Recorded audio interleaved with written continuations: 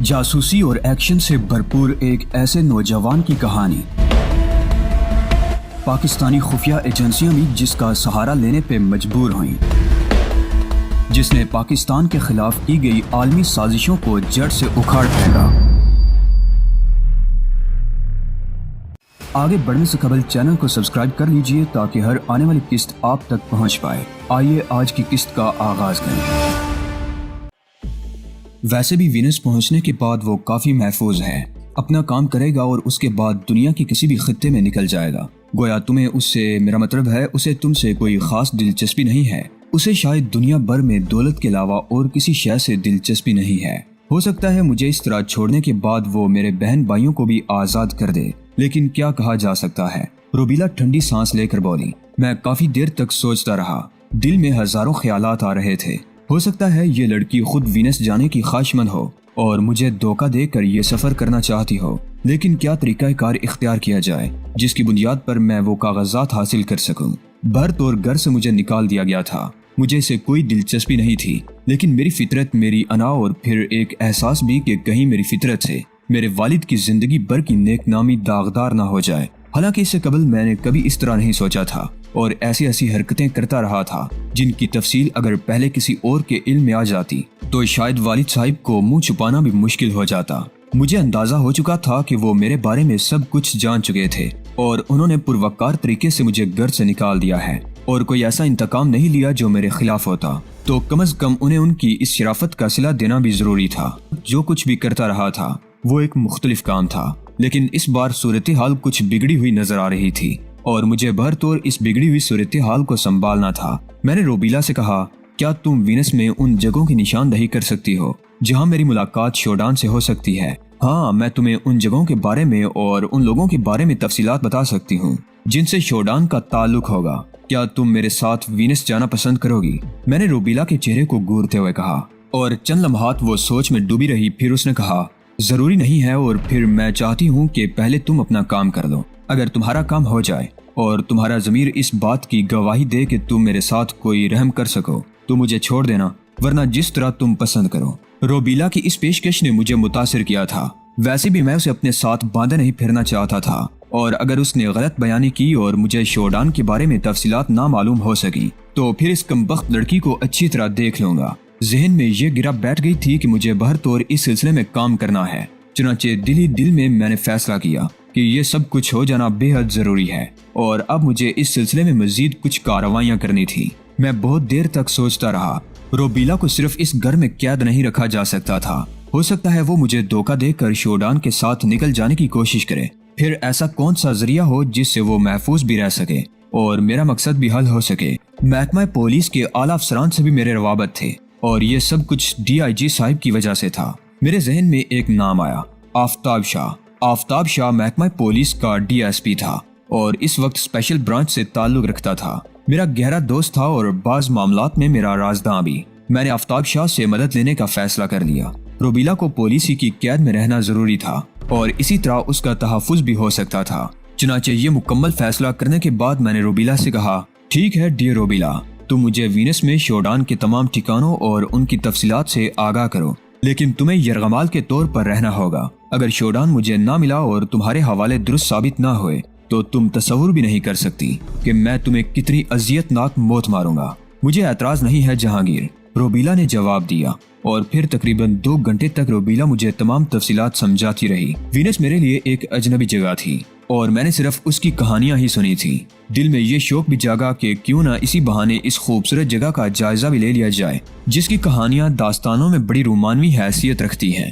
گو اس کے لیے مجھے بے حد مشکلات سے گزرنا پڑے گا، لیکن میں اپنے آپ کو اس عزم سے باز نہیں رکھ سکا تھا۔ روبیلا کے تمام حوالے اور تفصیلات ذہن نشین کرنے کے بعد میں نے توفیق اور اعجاز کو طلب کیا اور ان کی آمد کا انتظار کرنے لگا۔ دفعتاً مجھے ایک خیال آیا اور میں نے چونک کر روبیلا سے پوچھا، ڈے روبیلا، تم نے پولیس کو بھی اپنا بیان دے دیا ہے؟ ہاں۔ کیا یہ بیان یہی ہے جو تم نے مجھے بتایا؟ تو اس کے علاوہ میں اور کیا کر سکتی تھی؟ او مائی گاڈ، اس کا مطلب ہے ہماری حکومت کو یہ معلوم ہو چکا ہے کہ شوڈان وینس میں ہے۔ یقیناً، اور یہ تمام حوالے بھی تم نے انہیں دے دیے ہوں گے؟ نہیں، ان حوالوں کی ضرورت نہیں پیش آئی، مجھ سے پوچھا ہی نہیں گیا اس بارے میں۔ گویا اتنی بات ہوئی ہے کہ شوڈان کا وینس جانے کا پروگرام تھا۔ ہاں، تب تو بڑی مشکل پیش آ گئی۔ میں نے پرخیال انداز میں گردن ہلا کر کہا اور پھر تمام خیالات کو ذہن سے جھٹک دیا۔ پہلے اس سلسلے میں عمل ہو جانا چاہیے، اس کے بعد میں فیصلہ کروں گا کہ کیا ہو۔ چنانچہ جب توفیق اور اعجاز آ گئے تو میں انہیں ہدایت دینے کے بعد چل پڑا اور تھوڑی دیر کے بعد آفتاب شاہ کے پاس پہنچ گیا۔ میں نے فیصلہ کر لیا تھا کہ مجھے اس سلسلے میں کیا کرنا ہے۔ آفتاب شاہ سے میری ملاقات ہوئی تو اس نے مسکراتی نگاہوں سے مجھے دیکھا اور مجھ سے میری خیریت دریافت کرنے لگا۔ رسمی گفتگو کے بعد میں مطلب پر آ گیا اور میں نے اسے کہا کہ ایک لڑکی جو ایک بڑے معاملے میں ملوث ہے پولیس کی تحویل سے نکل گئی ہے، لیکن میں چونکہ اس سلسلے میں براہ راست ملوث ہوں، چنانچہ میں اس کی طاق میں لگ گیا اور میں نے اسے ایک جگہ تلاش کیا جہاں وہ موجود تھی۔ آفتاب شاہ کو بھی شاید معلومات حاصل تھی۔ وہ اچھل پڑا اور اس نے سراہتے ہوئے لہجے میں کہا، او مائی گاڈ، وہ کیس تو بڑی اہمیت کا حامل ہے۔ شہر کے چپے چپے پر اس لڑکی کی تلاش کی جا رہی ہے۔ میری ڈیوٹی بھی اسی سلسلے میں ہے، تو مسٹر آفتاب شاہ، میں آپ کو وہ لڑکی پیش کر سکتا ہوں۔ آپ اسے واپس پولیس کی تحویل میں پہنچا دیجئے، لیکن میرا نام اس سلسلے میں نہ آنے پائے۔ یار تم تو میرا عہدہ بڑھوانے کی کوشش کر رہے ہو، جیسا تم چاہو گے ویسا ہی ہوگا، مگر وہ تمہیں ملی کہاں سے؟ جواب میں نے آفتاب شاہ کو ایک گڑی ہوئی کہانی سنا دی، جس پر آفتاب شاہ نے پوری طرح یقین کر لیا۔ آفتاب شاہ نے میری بات مان لی۔ اسے پوری طرح پکا کر کے میں وہاں سے ایک بار پھر واپس پلٹا اور محتاط انداز سے سفر کرتا ہوا اپنے اس ٹھکانے پر پہنچ گیا۔ روبیلا کو یہاں سے لے جانے کے لیے میں نے ایک طریقہ کار اختیار کیا تھا اور اسے ایک برقع پہنا دیا تھا۔ میں نے راستے میں روبیلا کو ساری تفصیل بتا دی اور یہ تفصیل میری اس کہانی کے مطابق تھی۔ روبیلا نے مجھ سے تعاون کا وعدہ کیا تھا۔ یہ میرا کچا پن ہی تھا جس کی بنا پر میں نے اتنی ساری منصوبہ بندیاں کر ڈالی تھی۔ بلا شبہ اپنی زندگی میں نے بہت سے کامیاب داؤ اختیار کیے تھے، لیکن ایسی لائنوں میں پڑھنے کا مجھے بہت زیادہ تجربہ نہیں تھا۔ بس اپنی ذات پر پختگی اور ایک اعتماد کا احساس تھا جس کی بنا پر میں بڑے سے بڑے کام کر جاتا تھا، اور اس وقت بھی میں نے تمام خدشات کو نظر انداز کر کے یہ ساری کارروائیاں اپنی سمجھ کے مطابق کی تھی۔ آفتاب شاہ بے چینی سے میرا انتظار کر رہا تھا۔ میں نے روبیلا کو اس کے حوالے کیا اور کہا کہ اسے بہر طور کوئی جسمانی اذیت نہ دی جائے اور اس کے بیان کے مطابق عمل کیا جائے۔ آفتاب شاہ تو روبیلا کو دیکھ کر ہی خوش ہو گیا تھا۔ اس نے روبیلا سے کچھ سوالات کیے اور روبیلا نے اسے وہی تمام باتیں بتائیں جو میں نے روبیلا کو بتائی تھی۔ بھرطور اس طرح سے روبیلا سے گلو خلاصی ہو گئی اور اب مجھے دوسرے معاملات پر عمل کرنا تھا۔ اپنے ذرائع کو ٹٹولنا ابھی میرے لیے ضروری نہیں تھا، کیونکہ میں نے اپنی بڑی ساکھ بنا رکھی تھی اور بہت کچھ میں ڈیڈی کی لا علمی میں کرتا رہا تھا۔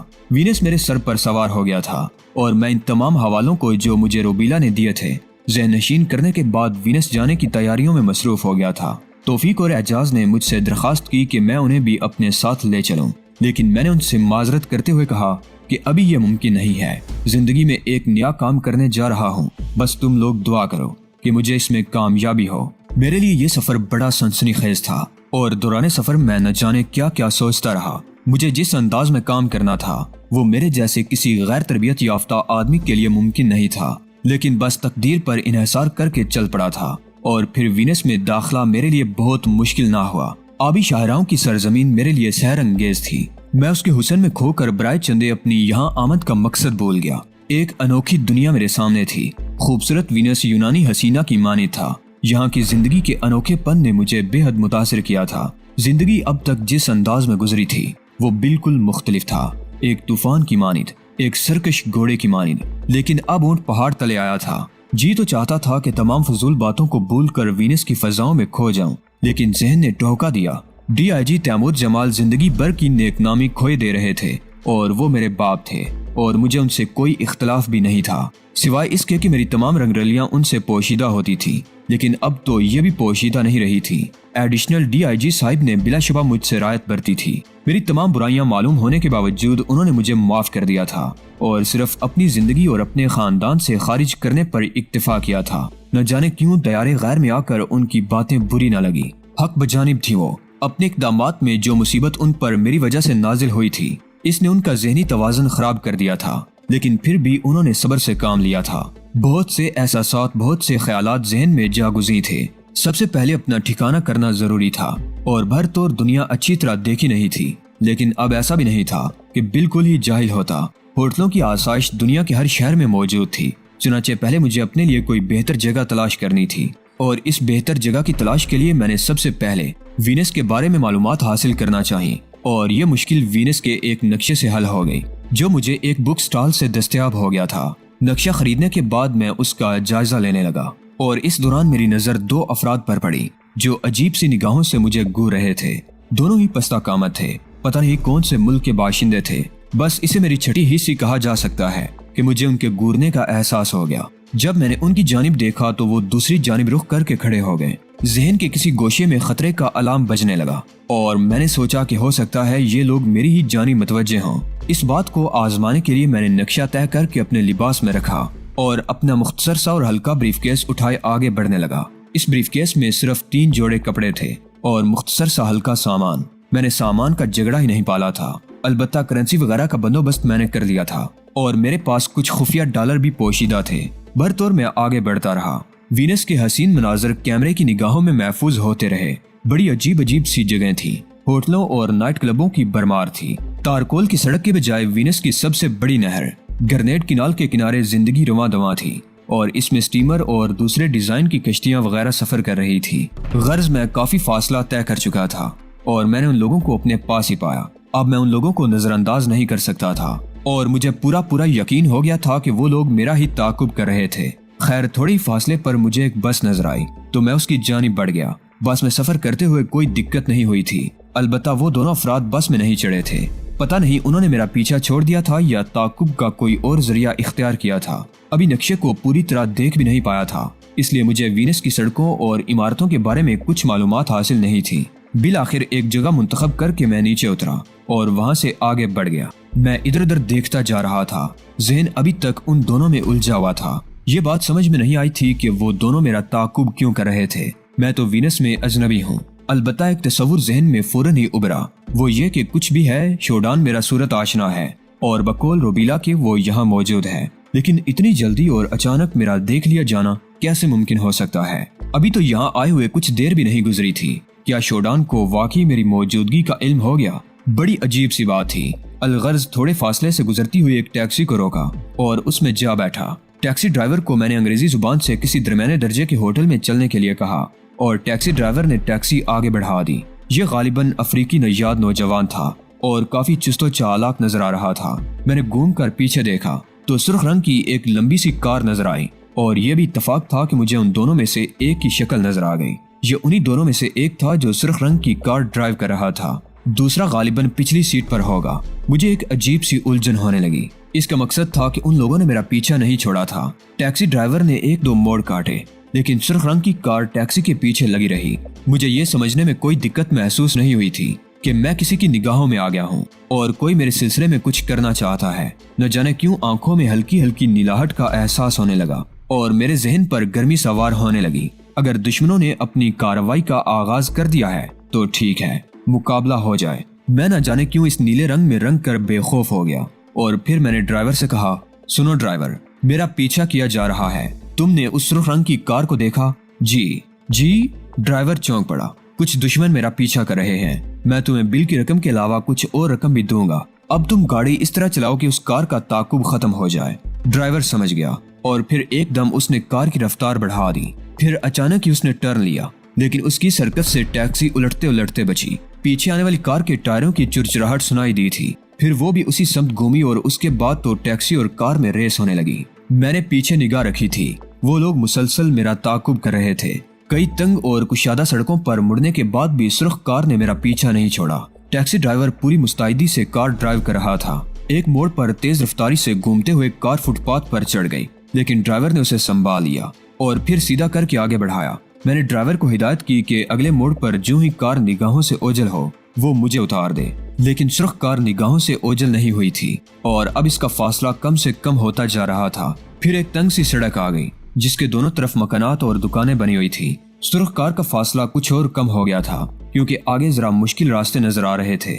دفعتاً ڈرائیور نے گاڑی ایک چھوٹی سی نہر کے پل کی طرف گھما دی جو شاید صرف پیدل آمد و رفت کے لیے تھی، اور یہ ڈرائیور کی غلطی تھی۔ کار پل کے درمیان پہنچی ہی تھی کہ سرخ کار بھی سر پر پہنچ گئی اور پہلو میں آ کر اس نے زور سے ٹیکسی کو ٹکر ماری۔ ٹیکسی ڈرائیور نے گاڑی سنبھالنے کی کوشش کی لیکن کامیاب نہ ہو سکا اور دوسرے لمحے ٹیکسی نہر میں جا گری۔ چھپاک کی آواز ہوئی لیکن خوش قسمتی سے کھڑکیوں کے شیشے چڑھے ہوئے تھے۔ ٹیکسی نہر میں بیٹھتی چلی گئی اور اس میں پانی بھرنے لگا۔ میں نے برق رفتاری سے اپنا سوٹ کیس سنبھالا اور پھر پوری قوت سے دروازہ کھول دیا۔ پانی کا ریلا اندر گھس آیا اور اس نے مجھے واپس سیٹ پر دھکیل دیا۔ دوسری طرف شاید ڈرائیور بھی دروازہ کھول چکا تھا۔ میں ہمت کر کے آگے بڑھا اور ٹیکسی کی اندرونی سیٹ سے باہر نکل آیا۔ پھر میں نے اوپر کی جانب تیرنا شروع کر دیا۔ نہر بہت گہرائی میں نہیں تھی کیونکہ چند لمحات کے بعد میرا سر پانی سے اونچا ہو گیا۔ سامان کا حشر جو بھی ہوا وہ ایک الگ بات ہے، لیکن بہر طور میں اسے بچا کر کنارے تک پہنچ گیا۔ چاروں طرف سے لوگ دوڑ پڑے تھے اور پل کے کنارے پر کھڑے چیخ رہے تھے،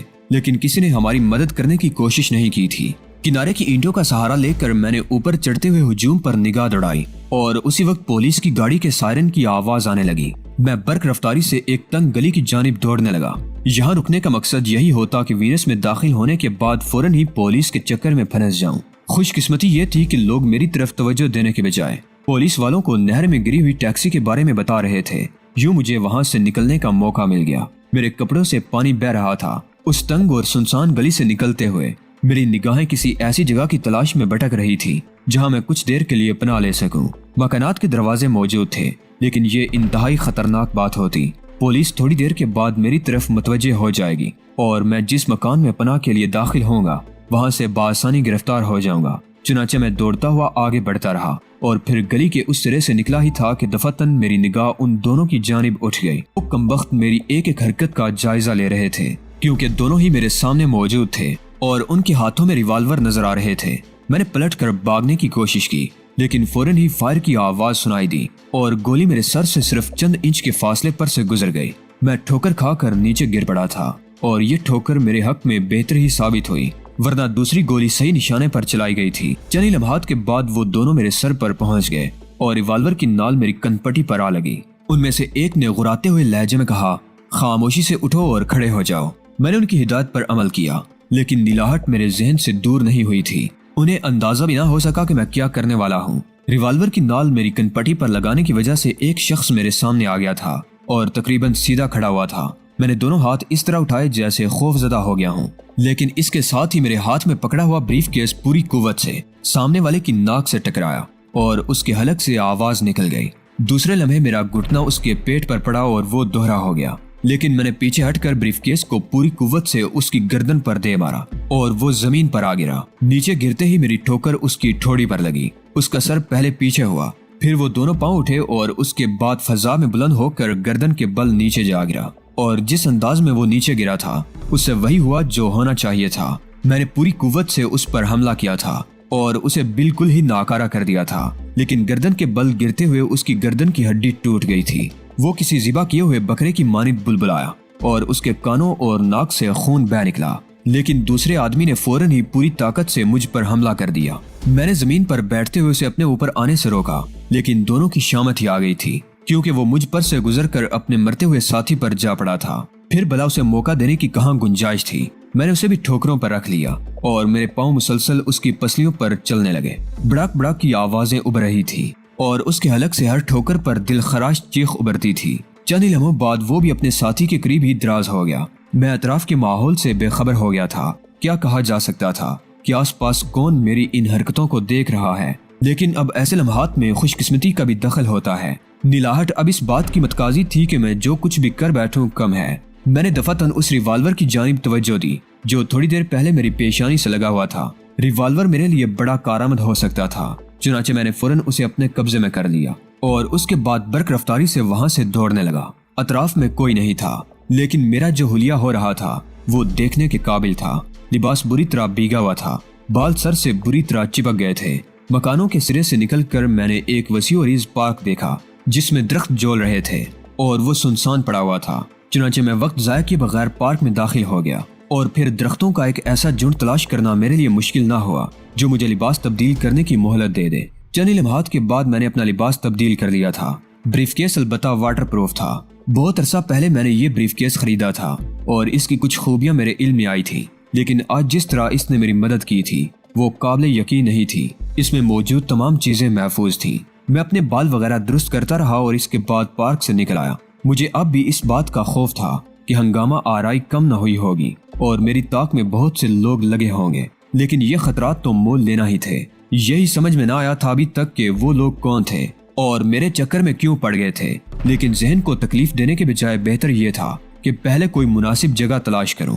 بالآخر وینس کے ایک خوبصورت سے علاقے میں ایک ہوٹل کے ایک کمرے میں مجھے جگہ مل گئی۔ یہ علاقہ بہت خوبصورت تھا اور یہاں بہت سے ہوٹل اور قہوہ خانے نظر آ رہے تھے۔ کھڑکی سے باہر جھانکنے سے رونق اور ہنگامہ اتنا زیادہ نظر آتا تھا کہ دیکھ کر ہی طبیعت خوش ہو جاتی تھی۔